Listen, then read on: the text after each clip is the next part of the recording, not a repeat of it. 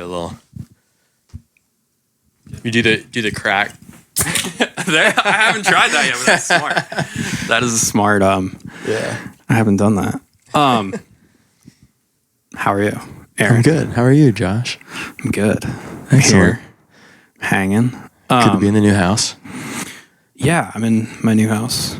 It's funny. I did one with Etzel of these, and we did it upstairs. I think I was starting to tell you. Okay, we did it upstairs before, like there was furniture or anything in here. And it was just funny, like sitting on the ground. There's like paint swatches on the like. Kind of a vibe though. And he's like, "Have you like?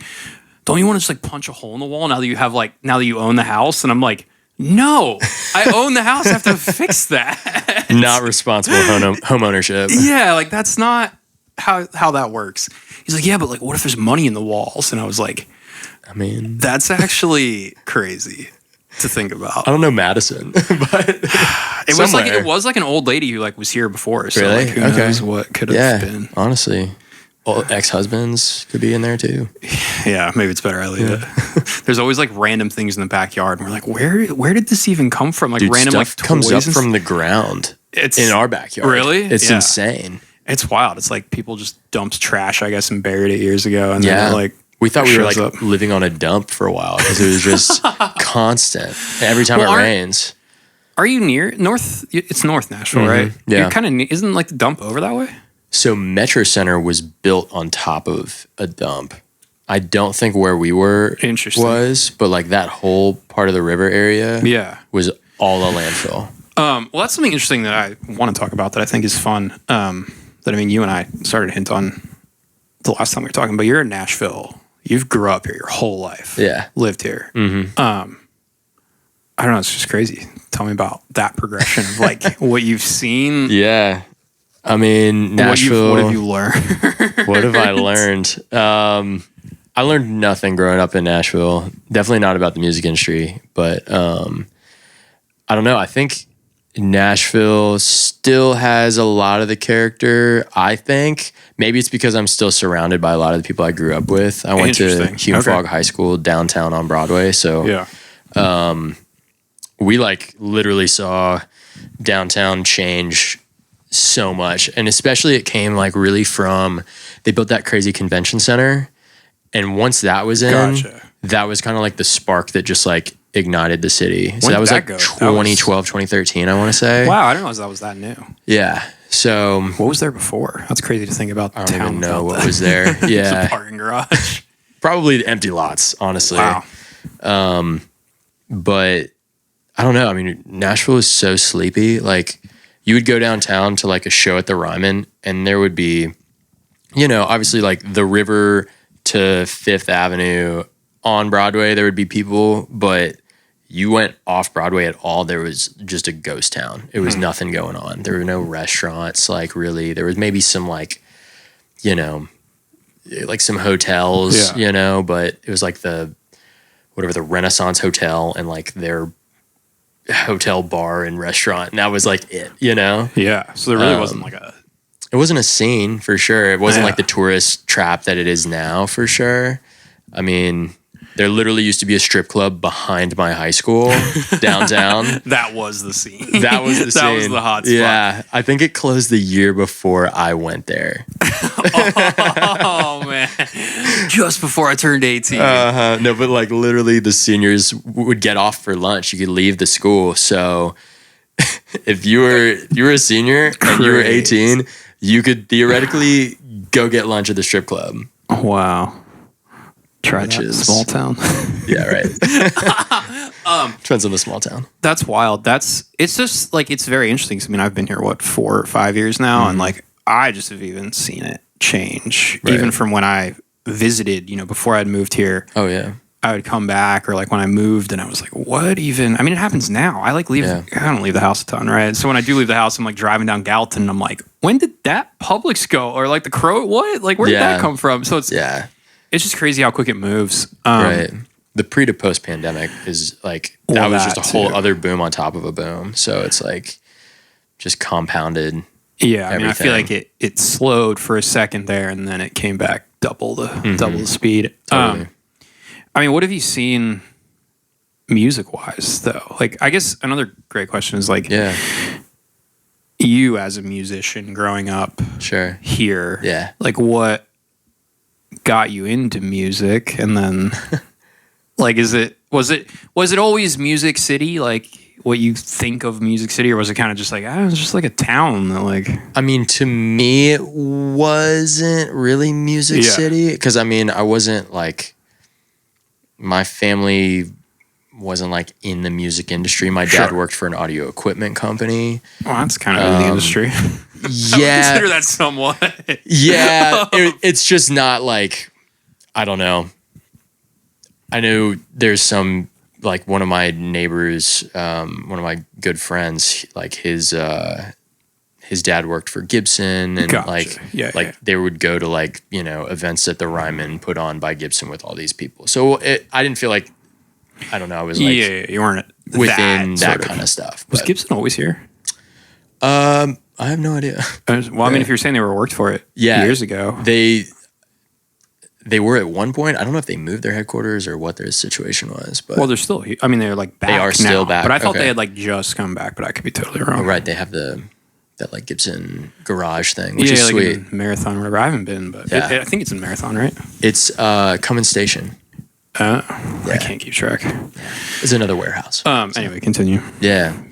So for me, like the music scene that I was a part of was very much like, I don't know, like garage band, indie rock stuff. So that was sort of like I hung out on the west side. That was like most of what was going on, like Hillsborough Village, like those kids, the like combination of Hume Fogg, NSA, which is Nashville School of the Arts, like some Hillsborough High School, like that sort of scene. There was like public school and like magnet school, public school. MLK too would be another one. It was all these like, I don't know.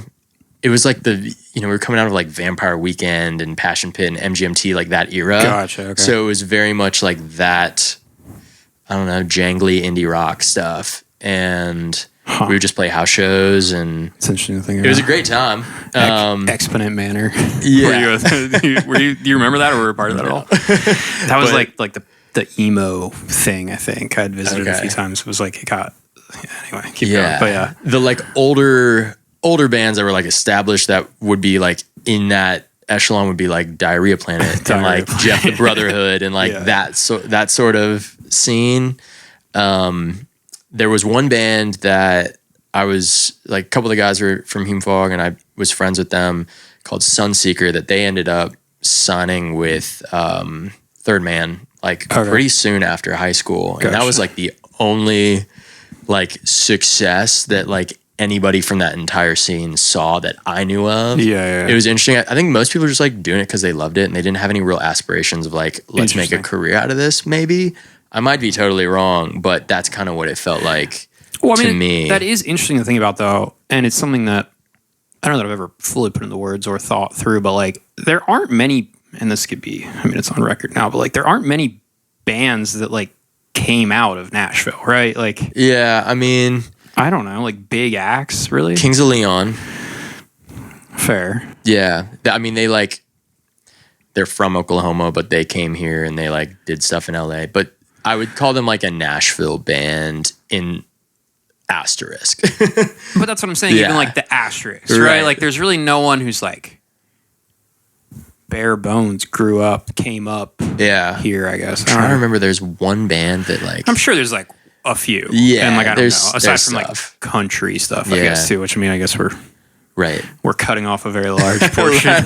There's nobody that's been successful that's ever come out of Nashville. Yeah, I mean, that's crazy to say. Right. It is interesting though for me at least, because I mean I've been here for however long now, and like I'm so not in the country thing at all. Like I don't do any country, and I mean I guess I do a lot of writing in country. Sure, I mean some you're production more and demo well-rounded in that than I am, but like that's pretty recent, within the last year and a half, 2 years at the most, is when I even like thought I'm gonna start doing this because I like it, you know. So it's purposeful because you like the country, or because you think it's a good career? Because I like the country stuff. Yeah, I think that there was like a turning point. So I grew up hating country music. I thought it was the dumbest thing ever.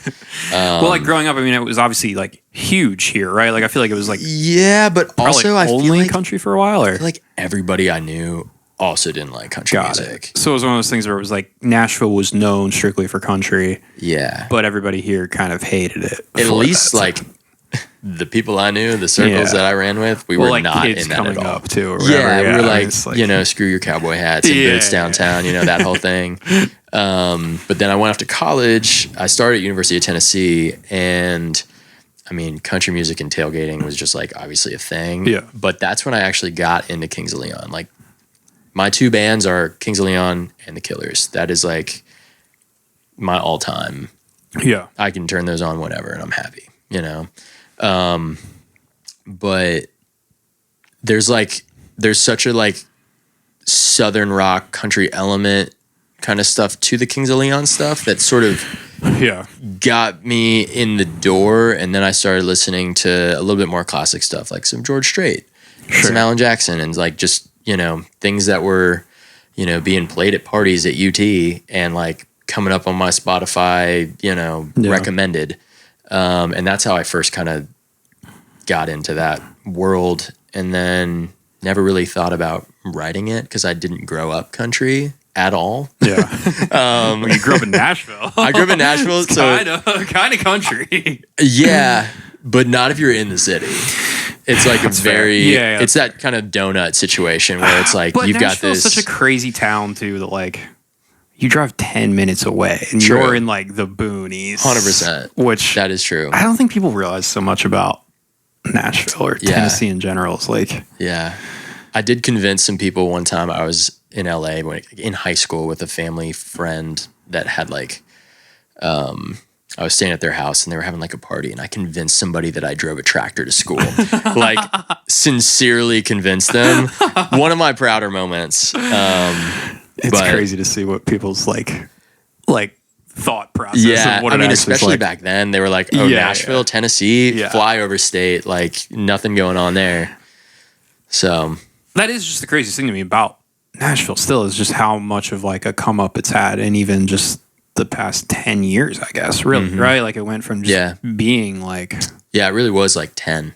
Yeah, I guess because if you're telling me the convention center was yeah. I didn't realize it was really only that long ago. Yeah. Which is wild because I almost moved here, funny enough, out of high school. I graduated in 2013 and I was going to go to Belmont. I was enrolled in Belmont. I was going to do the Belmont I also thing. graduated 2013. By okay. Oh, wild. I don't know that I realized that. Yeah. I thought you were older or younger than me, I guess. But I almost went to Belmont and then ended up not because I was like, that's a lot of money. Yeah. And, I'm so glad I did not do that. Yeah. Oh, I mean, I wouldn't be doing what I'm doing. I say that all the time. Like, I wouldn't be doing what I'm doing right now if I had any student loans or debt of any sort. I mean, it's just, it would have been crippling. I also just would have been so demoralized by my talent. I would have been like surrounded. I mean, that's the thing about Belmont is, you know, for better or worse, you know, the kind of people that go there, you do have a lot of people that are like, just they're light years ahead of everybody else at like 17 or 18. And if you would have heard the kind of things that I was creating, you would have said, don't bet on this career because you are shit out of luck. Yeah, I mean, I think sometimes you look back in those moments though too and go like, that other people's stuff wasn't that good either. You know, like in the moment you feel demoralized by it, but I don't know. I do that sometimes where I listen back to old stuff and I'm like, I'm embarrassed by it, right? In my mind. Then I listen to it, I was like, okay, like you were kind of on to something. You're doing like, something. Yeah. You know, you're 10 years ahead of it now, but like, you know, for where you were, that was not, you know, I mean, that's like kind of how I came up in the recording thing too, was the simple fact that I was able to record was light years away from most people, right? Like most people came to me to record in the small town that I'm from because they were like, I don't even know what to, like, I know how to prop up like my flip phone, but like that's not anything, you know? So I think us as creatives are kind of sometimes the hardest on ourselves. For sure. Yeah. But, yeah, I mean, for sure.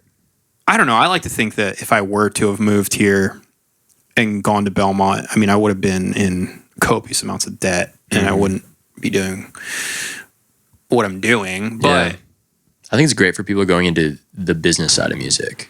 Oh, yeah, absolutely. I mean, but that's the point I was going to make is like, I think my network would have been 10x'd, you know, like I don't know that I would be doing like the creative, like work for myself thing, but I'd probably be working in the industry, like for somebody, like for a company or corporation, like business world, higher up, just because I think that's kind of the path you meet and whatever. Sense there. Yeah. I mean, and that's, I don't know if I'd want to be doing that or be happy doing that. Depends the day you ask me, but that's definitely like the regret I have is looking back and being like, oh man, I could have not even 10x, like 20x my network by just being in that, you know, thing of all the people who, and that's not to say that all those people go on to like work in the music industry. Like I'm sure, you know, a lot kind of like drop off, which I think is probably maybe another interesting thing you could like, you've kind of seen, been here for a while. It's like, what's the turnover rate like in your mind? Like how many people do you see who maybe were doing the music thing, going at it, and then like just stop or move away or you know, or come here and leave again, right? Like that's a huge thing. So like I feel like there's an age for sure that, you know, like let's say it's a Belmont person that's been going after it since they were 18. Move here at 18. They do the whole thing. Yeah. They're independent artists. They never get signed, publishing or record deal or whatever. They don't really have like a measurable success maybe that's like, oh, you can tell your parents like you made it, you did something like that. I feel like 26 is a lot of times when I see people kind of fall off of that. And it probably depends. That's more on the pop side. I think country's a little bit different. There's almost a little bit less ageism, I feel like, in country music. Oh, absolutely. I have a friend who specifically started playing country music because he's like, I'm getting older, and that's the only genre that's going to allow me to keep playing for them. Totally. And he's like, I'm not getting pop acts anymore. They don't want some old dude up on stage. No. Yeah. I mean, and I was like, that's a genius thought process. But people break it like, you know, 35, 40, 50 sometimes. Like, and it's like, can you imagine? I mean, besides like Susan Boyle, you know, if you're not, like that would be ridiculous. I think we don't have to go down that rabbit hole, but I mean, I think in today's day and age of like the internet, I think you could make something happen at any age. I think it just I do think TikTok and like that whole thing has helped that. Different, right? I think, you know, when you talk pop, because you're not necessarily dealing with the gatekeepers when it comes to you own it. Like you own your own platform, right? Like you know, we all exist in a vacuum in some sort. Yeah. At today's day and age, where it's like, I don't know. That's the thing about Nashville too, is like it's cliquey. And when I first moved here, I was like, I hate that. Like it's dumb. But like you realize pretty quickly that like, no, that's why it's good and successful, and why people are successful is because it's cliquey and everybody kind of, you find your circle, and then it, you know. Yeah. But yeah, no, I think that's an interesting 26, 27 when people throw in the towel. Yeah. I also see the like one thing that I always preach is like, don't move to LA, of course. But that's, you know, neither here nor there. But I do see like the people that move to LA way before they are ready career-wise. Yeah. And just getting lost out there. Because they might feel like a little bit of a bigger fish in a smaller pond in Nashville, at least in the pop scene. Yeah. But then they kind of go out there and just, it's like, people don't act like they do here out there. There's a lot less communal, you know, help and uplifting support systems, I feel like, from what I have experienced and what people have told me from their experience, that, you know, I don't know. Obviously, there's more opportunities in a lot of ways. Yeah. I have a long rant on the LA versus Nashville thing. Yeah. I mean, I think everybody's journey is different. I think the thought that I have that maybe it's changing, more as time goes on, and like more infrastructure and the internet continues to become a real place that people like value more as far as like having success on, I think. But the problem I've always seen about Nashville is like the support system here is great. It's incredible, right? Awesome community. But it feels kind of like when your mom likes your band, right? Like the people here are very supportive and like great, but those aren't your fans, right? Right. You know, Yeah. I've seen people like sell out big shows like here in town. Like an exit in, and it's like and then but nobody cares elsewhere, right? Because it's just like all their co-writers and like homies coming to hang and chilling, and like it's fun. It's your friends, but like that's like all your relatives coming to your show, right? It's great. Totally. And I think there's a time and a place for that. Like you need that as a springboard. Absolutely. But you can get lost in the sauce of being like, well, I'm a huge Nashville artist, but that doesn't translate. I don't think that means anything very well at all. And I think all this is changing. Like this is like a soapbox that I saw that I was standing on, like that I saw when I first had moved here, you know, pre-COVID, was kind of like an issue that I was like, people are falling into this and like, I think lying to themselves to some extent of feeling like they're like really succeeding, but are you succeeding if it's like your mom buying all your merch, you know? Which I mean, I guess it's money in their pocket. So who am I to judge, I guess, if you're making a living from it, but, but it felt a little strange to me that, hey, this is a great thing, but it also, is that really what you desire? Like, is that the goal here? And then how do you translate that to like real success, which I don't know, what does that even mean, right? Totally. These but days, I think COVID changed a lot of that because everybody went online and then went like, oh, well, yeah, the community thing is great in person, but I can reach larger things here and you know, it's important to do that in that way. And the other thing I say about LA versus Nashville, I think is like, it's just a cultural difference. Totally. And I think when you're speaking in terms of pop music, Nashville's getting there, but it's still the South. Like it's still the Bible Belt, and I think there's still like culturally the thing that gets like birthed in Los Angeles can only exist in like that sort of cultural environment, right? Right. You know?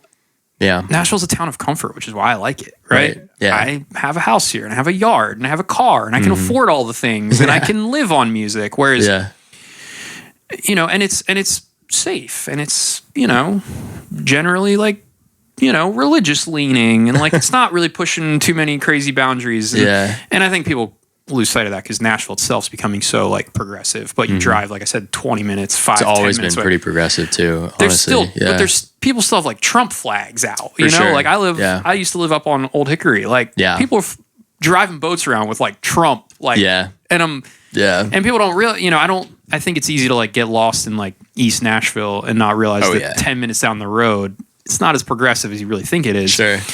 So like certain things don't fly in the same way that like LA is pushing the boundaries as far as like being more progressive and like open to, you know, certain things. And I just think that breeds a different level of creativity, right? And in LA, I mean, it's, you know, we were talking about this earlier, like it's very expensive. So it forces you to, like, you can't get by just doing like middle of the road, like, okay. You have to, just to survive, you have to really do something pushing the boundaries to get above middle of the road. Totally.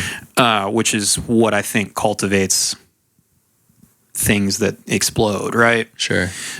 So that's my like fighting chance for like the idea of why I think people still take the plunge and move to a place, you know, like that. They just can't do what they've been doing in Nashville in LA though. Correct. That's the thing. Oh, absolutely. I mean, that's what I think people don't maybe fully realize, you know? They're like, oh, I have something going here and it works. And then they go there and they get swallowed up. But you got to double down, I feel like, if you're going to go. I mean, be extremely talented or whatever that secret sauce is, I guess. But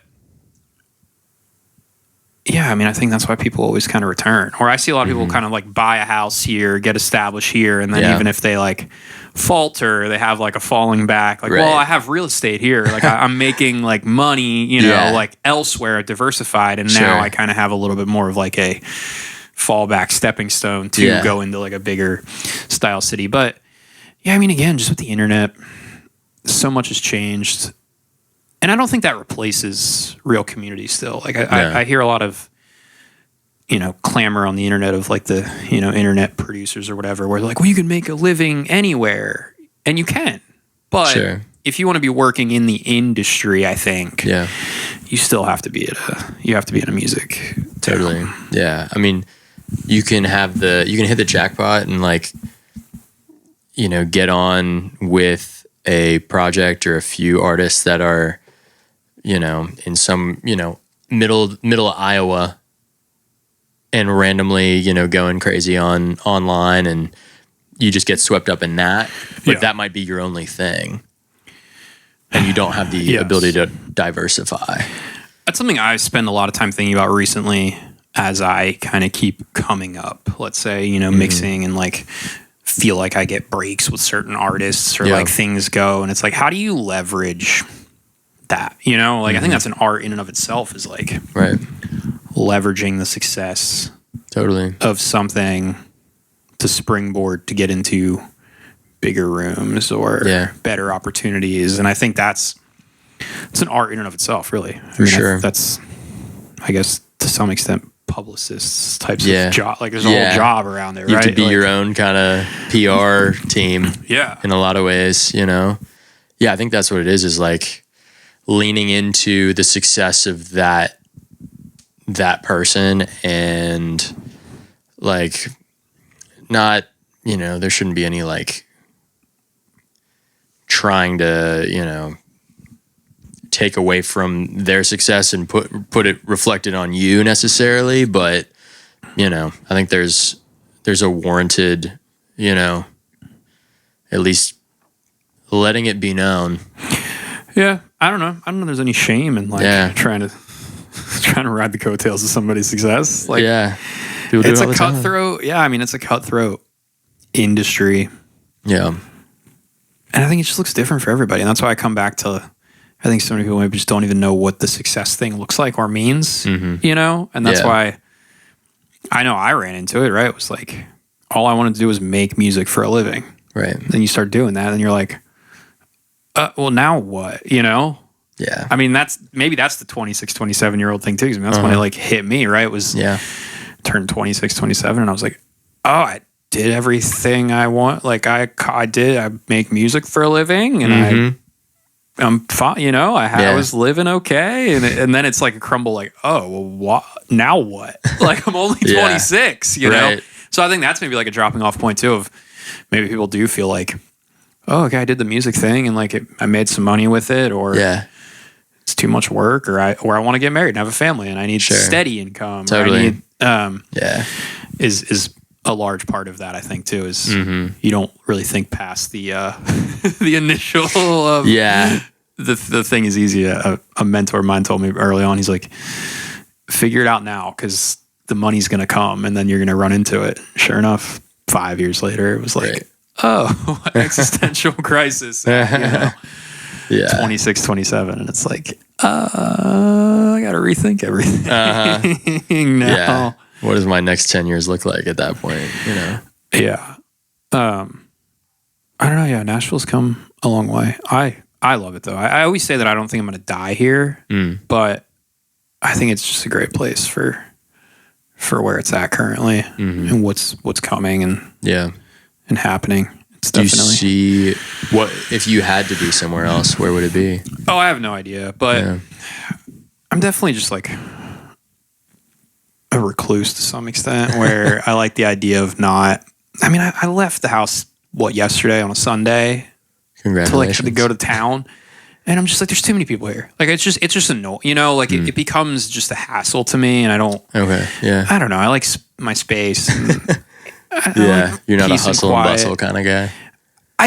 I do. I don't know. I like variety. Sure. I lived in New York City for a while. Yeah. So I kind of did that thing, and like I enjoy it, but which is again why I like Nashville right now for what it is. Where, you know, I can go and have that, or I can go 20 minutes away and I don't have that. Go to Broadway or the Boonies. Yeah, exactly. It's a small town with big city opportunity, I guess. But yeah, I don't know. I probably see myself just getting a house far away in the middle of nowhere somehow. Yeah. Having land or property and being old and grouchy.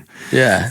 That'll be nice. Yeah. I mean, but again, for the next however long, I'll probably stay here. Cool.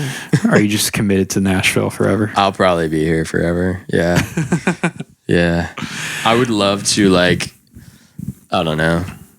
Obviously, I want to travel the world and see what else is out there. But the only places that I've been okay, I could, live here have been Charleston and Savannah, Georgia. Okay. Because I just love old architecture and, I'd have to afford to be able to live in those parts of town. But those would be the only places to me that are worth it. Yeah. But then again, they're sort of cultural towns. There's some stuff, but it's just not like Nashville. And I love the constant onslaught of whatever it is, whether it's you got all these sports teams, you got all these great concerts all the time, you've got all these interesting people that are constantly moving here doing things, but it's not LA. Do you think Nashville will eventually price itself out of that though? Do you think it's going to get so expensive that you're well, if I'm paying this to live here, you might as well go to wherever else. Not that anywhere else is getting cheaper either, but I mean, I think Nashville specifically is getting I do have that concern. And as being somebody in real estate, so I just did my first seminar with the Music Industry Fund, or actually it's just called the Industry Fund because it's for people that work in service industry, which is also such a huge, swath of people that really don't have the representation and the access to, really real estate is kind of once you put those roots down and you can survive and still work within your chosen field to kind of keep the gears turning in the city, there's a lot of bartenders that make a ton of money, but they can't buy a house because they just well, it's not claimed. It's all cash. Exactly. But that's the thing is this is a organization that's trying to help with education. They're providing grants. They're doing all sorts of things. Gotcha. That's cool. Like that to try and, build a sustainable, working class of people in service industry and music industry. Well, that's the hard part of Nashville, right? I mean, we're all musicians who are just 1099, just stuffing mattress money type thing, right? So, you go to a bank and it's always a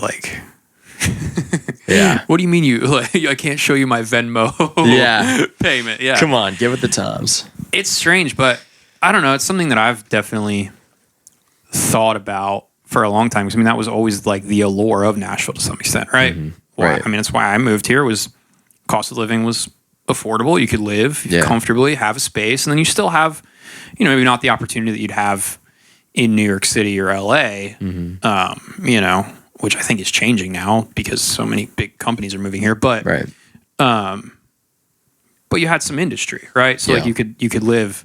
But I think it's just changing exponentially quick that I just see Nashville spreading out. I mean, you're talking real estate. Spring Hill is popping off. That's what I mean, freaking 45 minutes from downtown. It's crazy. And because people are moving here from places like LA where they're used to driving an hour anyway. So this is fun. I have an acre. Exactly. I mean, it'd be $20 million in LA. Spring Hill's not even cheap. No, either. It's not. It's not. I mean, Madison, where this is also, maybe the cheapest area to still buy. Maybe. That's relatively kind of cheap. Yeah. That's got halfway decent places to live. Yeah. Yeah. That has potential to maybe come up. But even that, not the average person could afford probably what this house is or this neighborhood. It's not a single income person. Definitely. Totally. Which that is also a thing within the music industry is I feel there's a lot of single people just grinding on their own and they don't have the support system in that way. Oh, sure. I mean, because when you're, it's a hard balance. It's a hard balance life, right? Totally. You know, I mean, you're working and you're so devoted to that craft and career, and it's not really conducive to a family, healthy sort of living situation. And then we're artists, so we're all messed in the head a little bit. 100%. So you're really not, conducive to creating like a family friendly sort of atmosphere that like you're having a wife. That, there's not too many other careers that I think people are like in love with their career too, Yeah. Well, or careers that allow you to kind of like work yourself to death like that, right? Mm-hmm. Like, even if you love carpentry, construction, like the sun goes down, you got to clock out. Like they're locking the gates. You can't just be on top of a building at 9 p.m. at night. Like there's a cutoff that your employer is stopping you working. Mm-hmm. Whereas music or art, I try and bring all art, I guess, into these conversations because it's not just music, but no one's there to stop you. No one's stopping you other than yourself, which is hard to do. Well, you'll drive yourself mad. Yeah. I think we've all done it to some extent. Oh my God. Yeah. Which is wild, but, are you a morning or a night person? I am trying to be a morning person. Trying to be. I'm very much. So you're a night person. Very much more of a night person. Yeah, I'm one of those people that like, so my fiance is a first grade teacher. Gotcha. And so she goes to bed at like 9:30 because she's got to be up in the morning to do, that stuff. And I'll be like, yeah, I'm just going to, work on some mix stuff, maybe tweak a little production.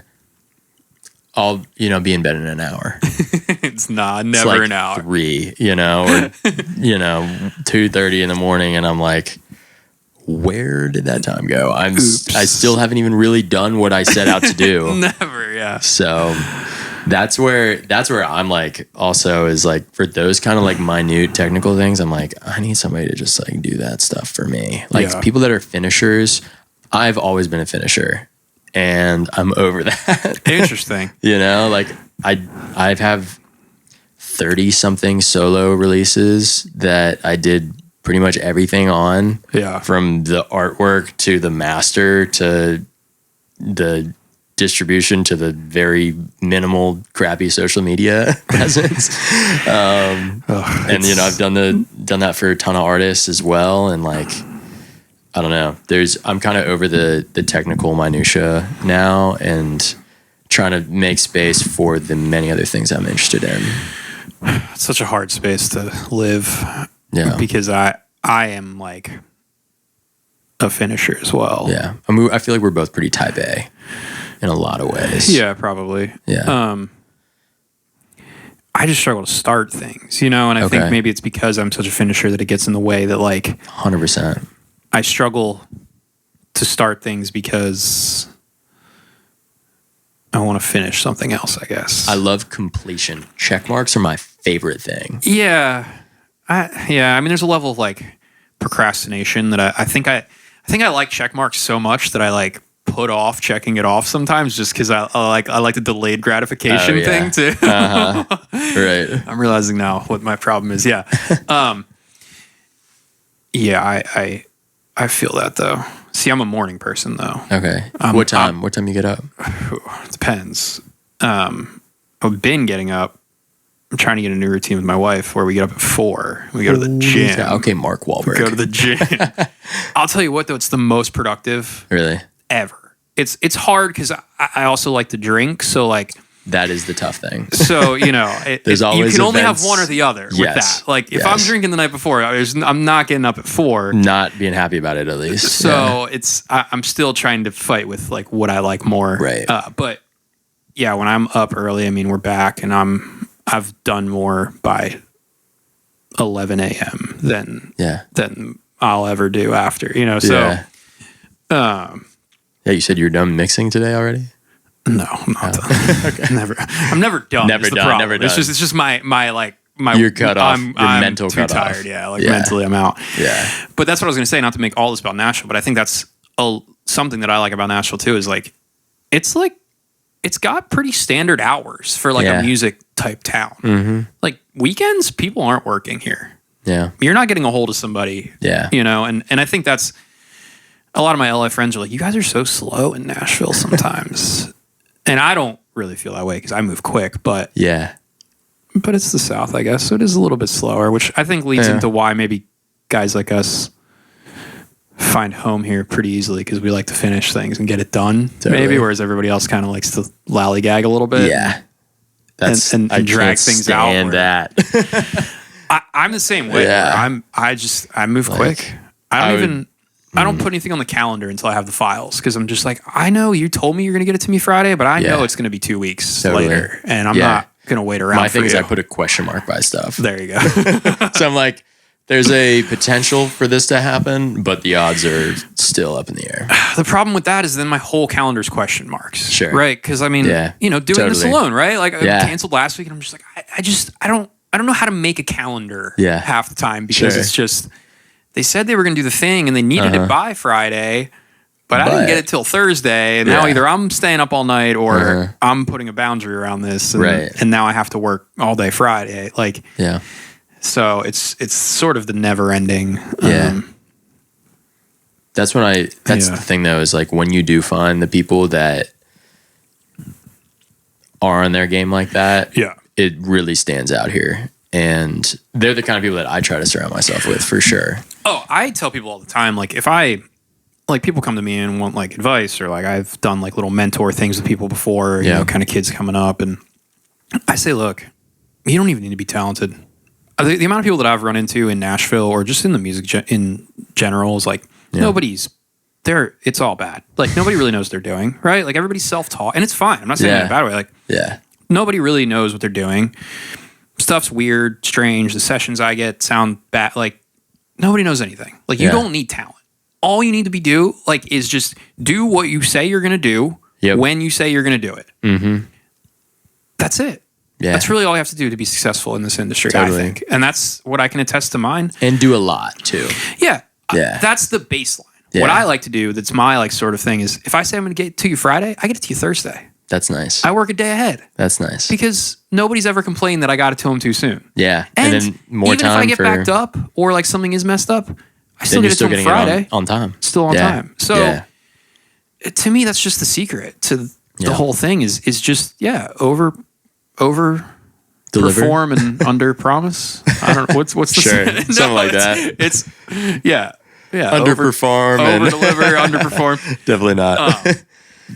But that's generally what I find people struggle with more than anything. Yeah. And that's when it gets frustrating to me is like when somebody is incredibly talented, when you find somebody who knows what they're doing and are very talented, but their communication is awful and getting a hold of them is impossible. Yeah. Like it makes me not want to work with those people. Totally. Like I'd rather work with somebody who's hungry, on their game, shows up on time, is accountable. Yeah, accountable, like disciplined.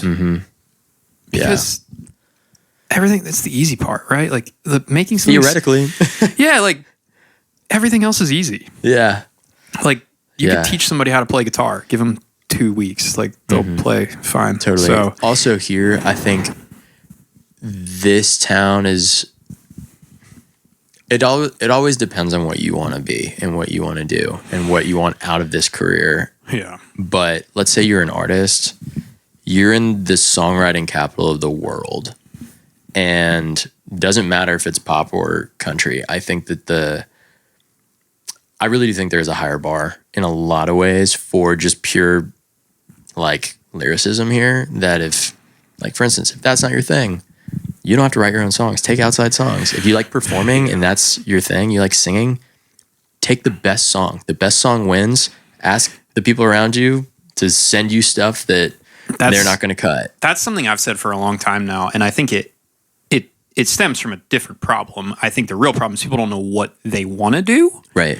And I don't think people also know who or what they are, right? Yeah. So many people think like, oh, I'm an artist, but that's not, an artist isn't a thing when it comes to talking about like music, right? Like, you're maybe a performer. Totally. Or maybe you are an incredible songwriter who just so happens to be the guitar player and the singer. Right. It's like Taylor Swift up there with a guitar. She's not a guitar player. No. Like The guitar is just there to tell the story of the thing and put on to, what it is. Yeah. Like it's exactly. Yeah.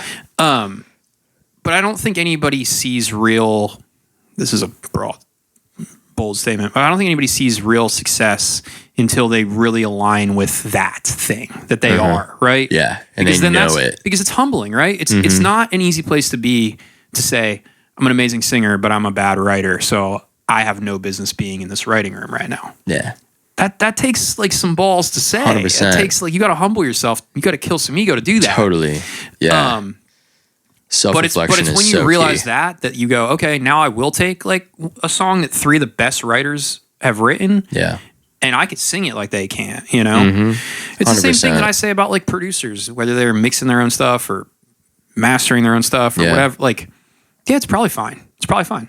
Nobody probably cares. But if you're trying to hold yourself to being the best, I mean, you gotta pass it off because you gotta let somebody else do their thing so that you could focus back on the thing that is your thing, right? Totally. If a singer who's an amazing singer isn't training their voice and like actively training, right, they're wasting all their time in writing rooms being bad. Right. They're not fueling the thing that they're really good at, right? Yeah. It's all about delegation. It's like an Olympic runner just like lifting weights. That's not bad for you by any means, but you're not going to run any faster with big biceps. Especially if you don't like lifting weights.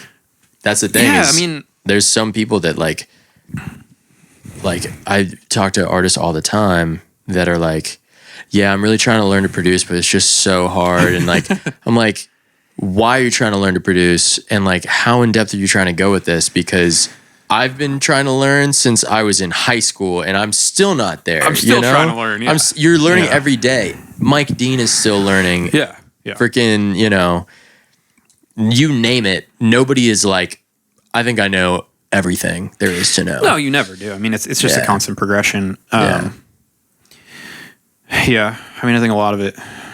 You can know a baseline level of stuff for pure just like efficiency. If you need to be able to record your vocal so that you can at least send a scratch to somebody to produce over, that's a great idea.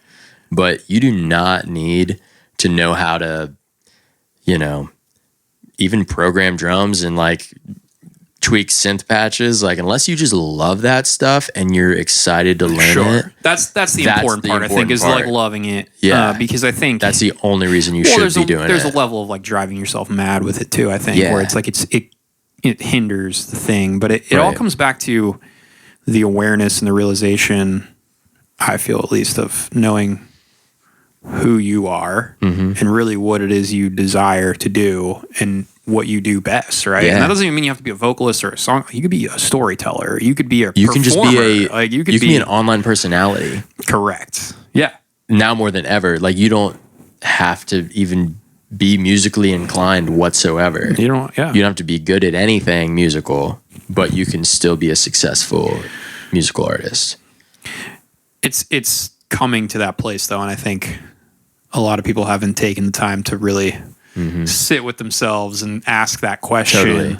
Yeah. Because we live in a world where you can be anything, really, and everything. So like it's all very shiny and bright to look around and be like, well, I could be an influencer, I could be a singer, I could be a guitar player, and like I have all the resources to do all the things at my disposal, right? Like just Google it and I'm there. Yeah. And that's where I think a lot of to go back to they hit 26, 27 and they quit comes from, I think, is because they just go, I don't know, and like nothing worked. Like they never found the thing that like drives them crazy. Right. Yeah, I mean that's a hard part though. Yeah. I think also there's a lot of people waiting on things to come to them because they have a level of, talent or even hard work that they might not, set out to build something themselves. Yeah. And this is a town that doesn't have a ton of structure and I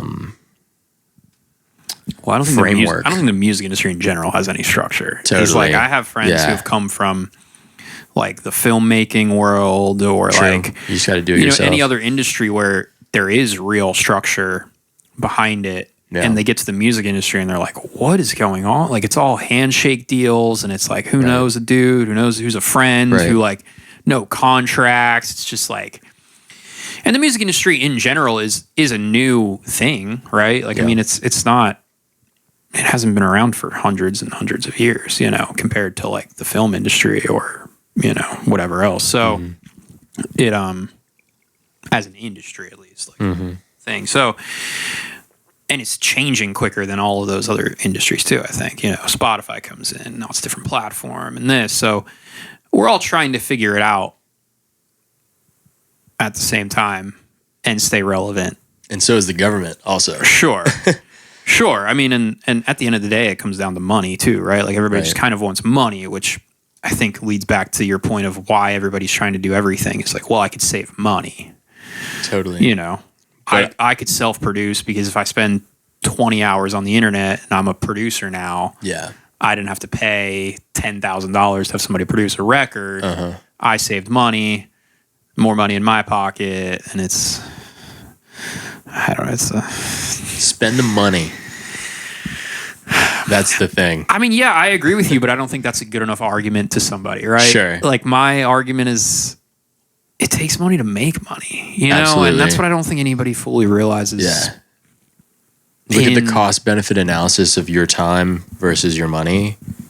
That's another thing is I feel like one of the best things I've done is get into real estate in terms of I could have stayed working a restaurant job forever and had flexibility. Sure.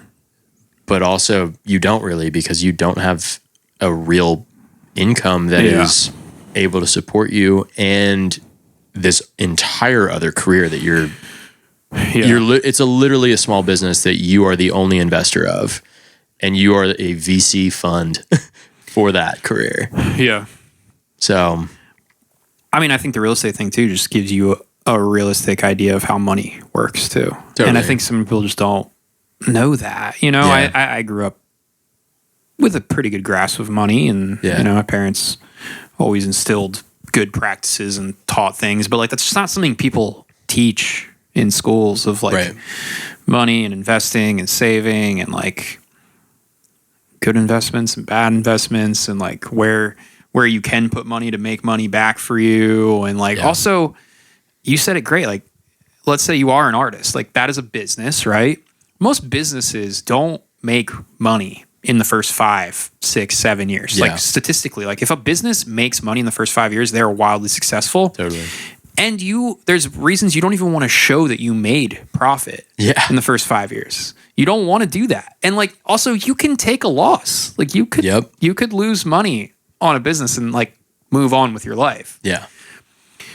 But we're artists and the artists don't, you know, like that's why I think some of the, you know, probably most successful artists or people who have success financially with it probably either are smart business minded themselves or have somebody doing that for them, right? Who goes, no, this is this and the money is allocated here. And, you know, like, cause it takes money to make money. I mean, and it matters. And in a world where so much stuff is thrown at you every single day, you self-producing isn't enough. It's just not enough. No, it's not like, cause there's 400,000 people also self-producing or it doesn't have to be about producing. It could be about making your own album art or it could be, you know, like it's the whole, it's every facet of it, which can be dizzying and crazy, I think sometimes because you go down a rabbit hole and it's like, I mean, it's everything affects everything, right? Like that's my favorite sort of saying in all that is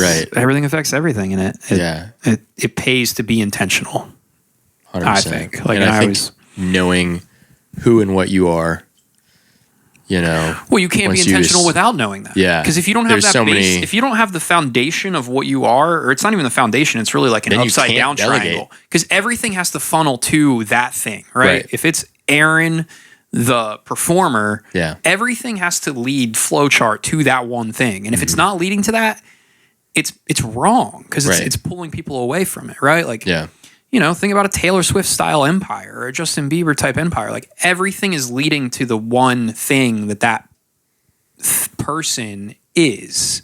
It all's communicating the story and the narrative of Yeah. that person. And anything that doesn't fit that, it's going to throw people off. Mm-hmm. Yeah. And it's going to throw that person off Sure. from their trajectory. Well, it's a hindrance, right? Yeah, like it's completely. it's a complete hindrance to the career, to their focus, to their, Yeah. movement forward. Yeah. Yeah. We also live in a town with a huge school full of music business potential interns. Yeah. There is no reason not to, if you're somebody that is willing to accept some help and do some delegation, be trying to find somebody that can do that. We already talked about this before getting on the mic, but yeah, I'm with you. And I love that we do live in a town like that. Not even in a town like that. I mean, that's at anybody's disposal of anywhere in the world, right? Like, we have the internet. You could find somebody who's hungry. Totally. Fiverr. Yeah, well, yeah, sure, right? I mean, I've used Fiverr and Upwork for whatever, and like they're great resources, but the problem is there's just not that many people who are good, I feel like. I mean, I think Sure. it's an overarching statement again, and I don't like doing that. I think it's you find the person who's good for you, but that's a job in and of itself, right? Sure. And it's worth its weight once you do find in gold once you do find it, right? But that comes back to like the thing that I always say is like, you can't make music in a vacuum. Like, you can't, that's not true. You can make music in a vacuum, but I don't think you can have a successful career, sustainable. I'm not going to say successful. I'll say sustainable career in a vacuum. Right. It takes a team. It takes a village. Like, I don't know that you could do anything successfully. Not successfully. I don't know that you can do anything sustainably successful in life without people. Like, it comes back to just our core nature of like human beings. We are meant to be in community and have like communal action with people. Like, it's all relationship based, which again is the hard part, because that's it's the hard thing. Yeah, dealing with people is the hardest part. It's the hardest part of my job. Yeah, mixing records is easy. You know? Yeah, sure. Getting it over the finish line. Maybe if you're you, Josh. But. Well, I do it all day, every day. Yeah, put in the 10,000 hours. Yeah, yeah. I mean, that's why we've been trying to do all this stuff with No Name and No Show. Obviously, is like making it easier for people to find people that they can collaborate with, or have some sort of shared, even if it's just a support system. A community is such a valuable thing, knowing it exists to some extent, I think. Feeling like you're part of anything. I mean, that's incredibly valuable. What would have been some of your like struggles in building a community style platform? Struggles. We've had it pretty good, honestly. I feel like there's been pretty good buy-in from the jump, because we started this, I guess it would have been, I think the first like few things we did would have been November, December-ish of 2021. We just had like 5 or 6 people over at Kirk's house talking. Like, it was literally just like, it was a little support circle. It was great. It was super, super nice. We did probably 3 of those. And the whole thing was about like, okay, we're like introducing a couple different people to other people that they didn't know before. And talking about, I mean, what does everybody feel like they need in this town and in their careers and these kinds of things. And so it was really a support group. There's a little bit of, we'll share somebody's music a little bit, as those things kind of go. But it was definitely more about like, trying to get the foundation to build something bigger off of that. And so those grew into those bonfire party things that, really, I don't know, kind of took us by surprise how many people found out about these things and like showed up. I think the biggest struggles that we have with like No Show, and the No Name events that we do is, I think, like consistency of, we've got like definitely a core group of people that are like always in attendance. Like they ride or die for the community, and that's amazing. And I think it's just, honestly, it's probably just a time thing, is like building that, because there is so much going on in Nashville at all times. It's like just competing for people's attention and eyeballs and like buy-in to do another thing and add that to their plate, even though it's really beneficial for them to be a part of it and be there. Yeah. It's still just like, okay, you might have worked all day, you know, at a coffee shop and then had a session, and it's like, do I really like feel up to going and talking to potentially a bunch of new people right now and like being a social human? Maybe not, and that's fine. But it is like, I think that's the thing, is just growing awareness of the community and like what we stand for, and like I feel like everybody that's been a part of it is there for the right reasons, and they're not just like, I don't know, I'm going to see how I can use the people around me to like get a leg up on things. Yeah. Which I think is the nice thing about Nashville is I don't know that I've ever run into that specifically here in town. I haven't. I'm still waiting for that. Yeah,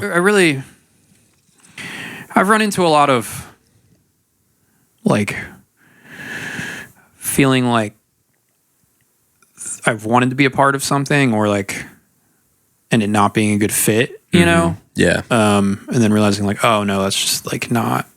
Yeah. You know, you like, and that's fine. You like, you work hard to like build connections and like forcing yourself into a circle doesn't sound like the right way of saying it, but seeing something from afar and being like, oh, I'd love to like be a part of that.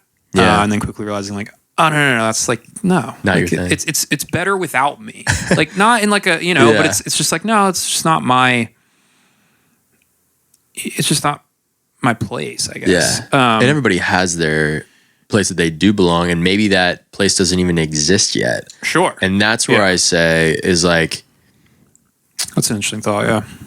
If you don't feel like you're a part of anything and you don't find anything that you feel like you want to be a part of, then start something that you do want to be a part of. And the, you know, people that are interested in that and identify with that and what you're trying to do, you'll find them and they'll find you.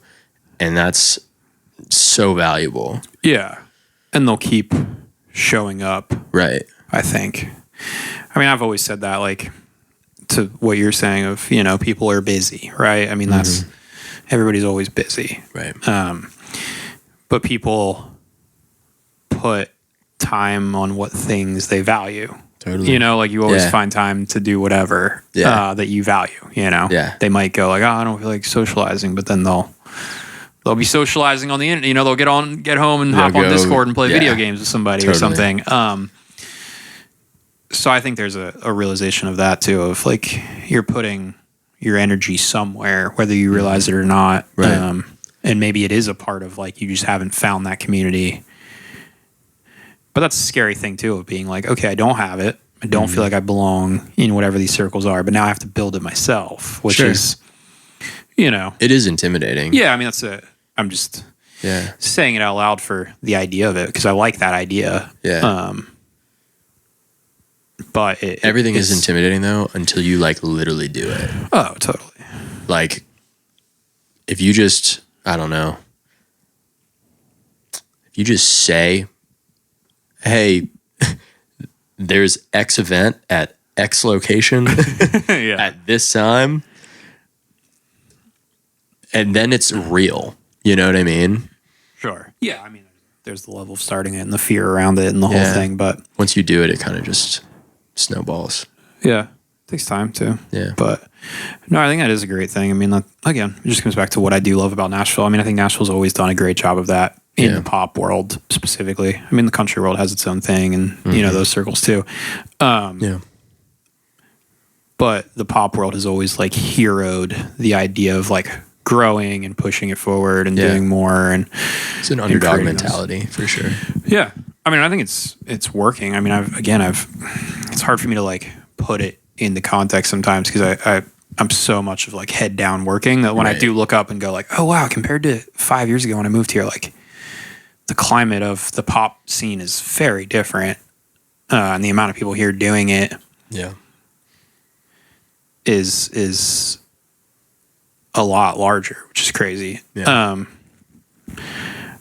I will say I think it's a lot more independent people than it is like, oh, there's more like big people doing it, which is maybe good or bad. I don't know. I think it'll be nice to have some big people, because that will, I think, just naturally, it'll raise a little bit of like morale. That's what I was going to say, is I think it would be helpful for the idea of like, oh, look, they're doing some it, like, so I can too some here. Real. Yeah. But then it comes back to like, what is that? Look, what does that even mean? Because I mean, I know plenty of pop people or whatever, which we keep saying pop. What even is pop? How do you, as somebody who does the no name, what even is pop anymore? Like, how do you even define like pop is anything that's not country, basically. Okay, so is that in Nashville, that is what we define it as. But interesting. Yeah, in general, it's yeah. I just laugh I mean, at it that could all be the time. literally like classically inspired folk opera. Like, yeah. That's pop here. It's just south of yeah. I just laugh because I just genres are so dead to me They're anymore. not even, I don't even know what matter. Yeah. I mean, we're back to like radio days where radio had some abiding sort of genre type thing, but it was mainly curated playlists, which is exactly what we do now with Spotify. Which exactly.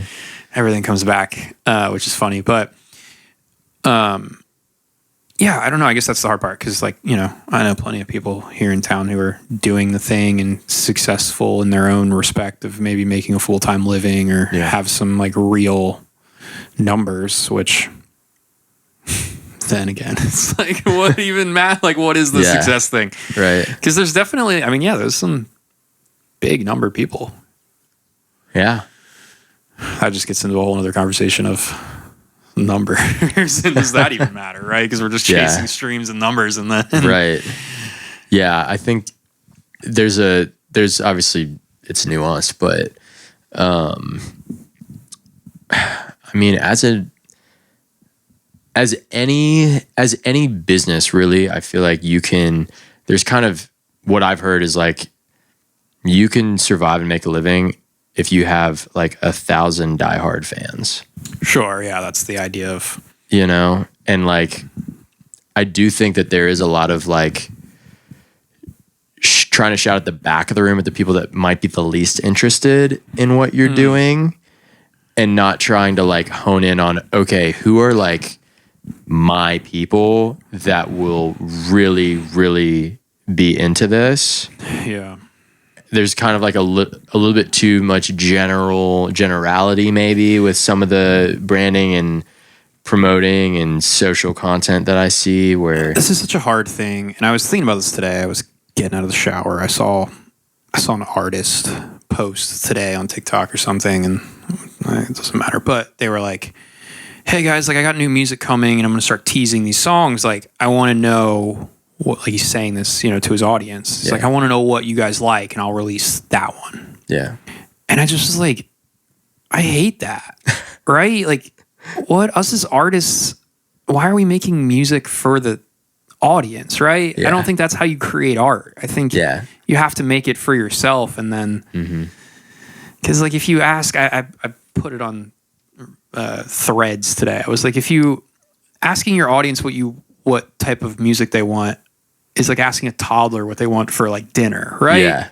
They're always going to say chicken nuggets, which is just quick, satisfying dopamine hit. Right. And it doesn't, it just shows more about the toddler doesn't understand like the depth of food that they can have, really, is what it speaks of. Yeah. They only know the guidelines of like, I like chicken fingers, that's all I know. Right.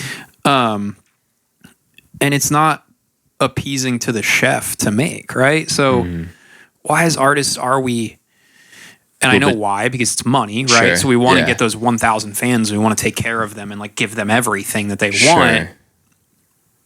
But I don't know that that's a place to create out of. And I think that's like a hard conundrum to like get yourself in of like, I want these fans, I want to give them everything they want, I want to take care of them because they're paying my bills. Yeah.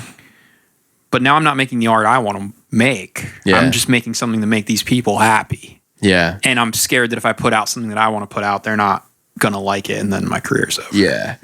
And I think true fans, they're a fan too of the artist themselves, not necessarily the music. Sure. So that's, I think, I don't know, there's a whole other rabbit hole, but like when you're an artist, you're kind of like the leader of a cult in a way. And yeah, fair. I feel like there's a ton, especially now with just like the, you know, the internet personality becoming, you know, like an artist or whatever. Here's an interesting case study, I think, is like Jelly Roll in the country music scene, and how he like stands for something. He emotionally connects with people. Yeah. I mean, he's definitely not the world's greatest singer or the, you know, greatest songwriter in the world, you know, but he has he's got I mean, obviously there's a lot of things that go into that, but he has like, he's actively trying to make a real connection with people. And that's what people that want realistically, like your average person, they just want to feel heard and seen, you know? And I think that's the place for a lot of artists to provide that. And instead of thinking as an artist, oh, it's all about me, in like, obviously you should be making what you want to make. And so that's, to your point, I think your art should be true to you, but there's like a weird balancing act almost of like, how do I stay true to myself and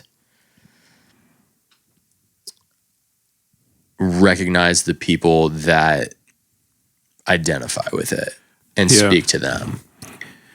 Yeah. I mean, yeah, I think I can get existential about it, but I think it's, well, I think the hard part is the technology, right? And I talk about platforms changing the way things happen, but I just think back to like years ago, think about like Van Gogh or something, right? Like they never had the feedback loop. No. Right? He also wasn't successful till he was dead. Well, sure, but but again, like, or think about maybe a painter who was successful while they were alive. I don't know, but like, you don't have the feedback loop that we have. Right. I could put a song out right now and have feedback in 25 seconds. Yeah. And I just think that's a toxic thing that I think as any artist has to be careful of. Right. Because I don't think that's a natural thing. Right. You know, I think that's a byproduct of something else in the platform that, I mean, I guess it cultivates something and provides information and can be sort of a like testing facility if that's what you desire. But I think if your desire making music or art is to like express yourself, checking, like closing that feedback loop's a dangerous thing to do, because it's not inherently providing anything to your experience in that emotion or feeling of what you're really creating out of. It's really just hindering it, right? Yeah. And I think ignoring the feedback for like, if it's something you love, that should be what matters. You know, maybe ignoring the feedback less about the art that you're creating, but recognizing feedback on like who you are kind of as an entity, you know? And like, it's a dangerous, right?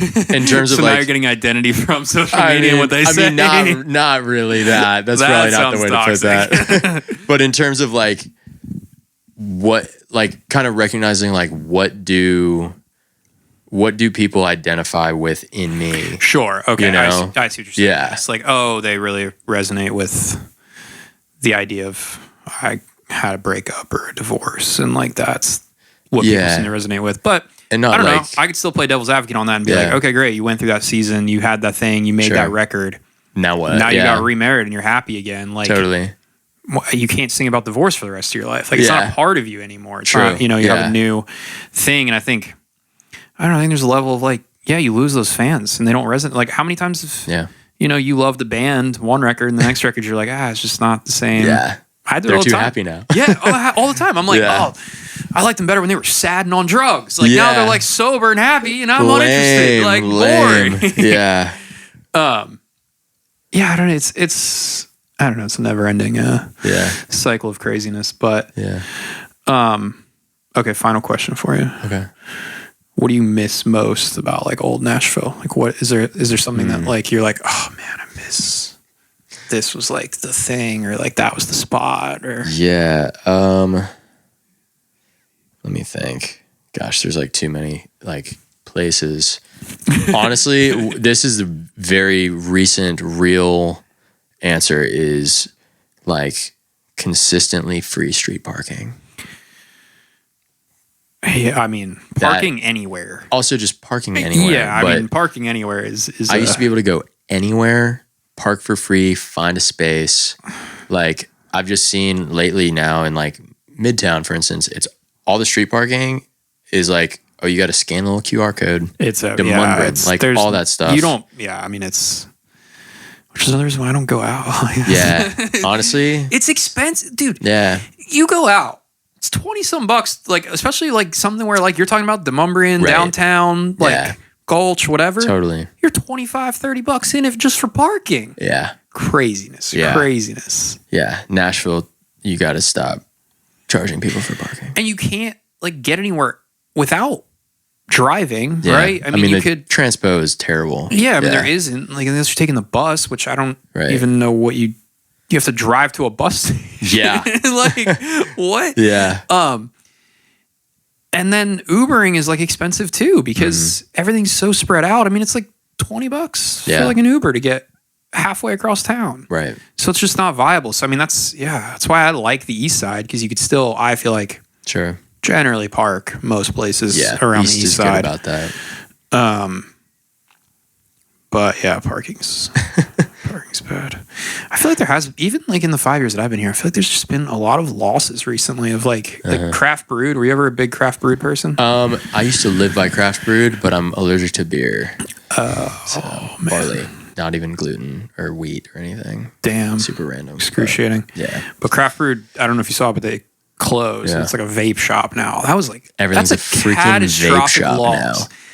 That's something I will never understand, honestly. I meant to do this. I was having the conversation about craft brew with somebody else, and we were talking about the vape thing, and I was like, where, it has to be a money laundering scheme. It has to be. How do they There's so many. Selling $10 little vapes, like one a day, two a day? Like, there's no way. They have to be doing something else because... Because you can get vape stuff at like a gas station too, You can get it anywhere. Yeah. Go to Kroger, right? And just get like...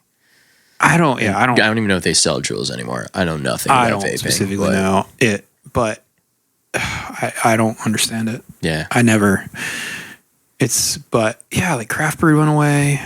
A bunch of good like restaurants and bars I feel like are getting closed for like more corporate brunch bougie nonsense. Shit. Yeah, but it's not even bougie. It's like just whitewash, sort of like a restaurant group from like the Midwest that's like, we're expanding to Nashville because, I mean, the amount of people from like Indiana and Ohio and that whole region, I feel like. Ohio has been like the joke recently, especially with like a lot of the artists and like friends who I work with and have here in town. It's all Ohio. Like talk about the Nashville pop scene right now. All Ohio. Yeah. That whole crew is Ohio. And I'm like, where did you guys all come from? Yeah. I was just in the studio with a band from Columbus. Yeah. Yeah, there you go. Yeah. It's crazy. Yeah. It I don't know. It's funny to see waves like that too, because my good friend Sam Moses, 10 years ago, like when he moved here, it was all like a South Florida crew that kind of came, and they were all like Florida people, and like, and maybe I just knew it because he introduced me to a lot of them and whatnot. But that was like, I think it was like 10th Avenue North was like a big part of that move, and then like Dashboard and stuff. Like they were all like Florida peeps, so it's like they come in waves. So we'll see what happens, what the next big move is. But wild. Yeah, Ohio kind of came out of nowhere. Kansas. It's funny because I talked to Cam and all those dudes, and I'm like, what is it in Ohio? They're like, well, there's just nothing else to do, so we just all started making music, and then like one or two things popped off, right? That's and all then they takes. like came here, and then they everybody who was from there, they kind of met old friends and they were like, oh, you've been here, you know, and they resurged like the whole thing. So who else in that entire like Ohio loop that you're Cam, Becker, 90s Kids, love 90s Kids. Knox, Knox Loverboy, Jordan, all those dudes, all. I mean, in Ohio's big, so true. You know, within, but still within a couple hours of each other. I'm like, that's that's more than a coincidence. To me. Something in the water. I went to college in Ohio, so. Oh, there you go. Yeah, there was nothing going on. That's what I'm saying. Musical that's where what I they was. all say. Oh, well, that's the thing is like they were like, there was not anything musical specifically going on as much as just like made in like bedrooms and basements and stuff. Which, true. Yeah. I mean, I'm here for the internet, you can learn all that and release it and all that stuff. Totally. I mean, which is, I nerd out on that with like people all the time. I'm like, we got in, I guess, right as like the cusp of like, you could kind of do stuff on a laptop was coming up. But I still think back to like, I was limited. Like I could only have like 15, 16 tracks in the software until I had to buy the like $10,000 version of it, right? Like you couldn't have real Pro Tools rigs even 10, 20 years ago. Like you had to have like an HD rig that was like $30,000 in a real studio to even have like 100 tracks. Like you couldn't really like do the thing. Yeah. And now these kids got a laptop that they got free from high school. Yeah. With Logic with 400 tracks in it with every VST in the world. Right. And the cost of entry has just exploded. Like there is no barrier anymore. Right. And it's crazy to me to think about like what I could have done if I had all those tools at my disposal. Not like it's an excuse, but it is interesting that like, wow, I could have never left my house and just had infinite potential, I guess. Yeah. So, wild. Anything you want to leave the people of the internet before we sign off? I don't know if you're a Nashville-based music industry person, creative. Check out No Show Nashville. We host it twice a month at Up Down. We have a text list as well where we run events for creatives and industry professionals. We host just like hangs, seminars with all manner of pros, and just a community that I'm glad to be a part of. Yeah. Thanks, Josh, for having me. No, it's great, man. Thanks for hanging. Yeah, it's cool. It's my first like podcast, I think. It's like my fourth, so that's fine. Dude. Heck yeah. It's great.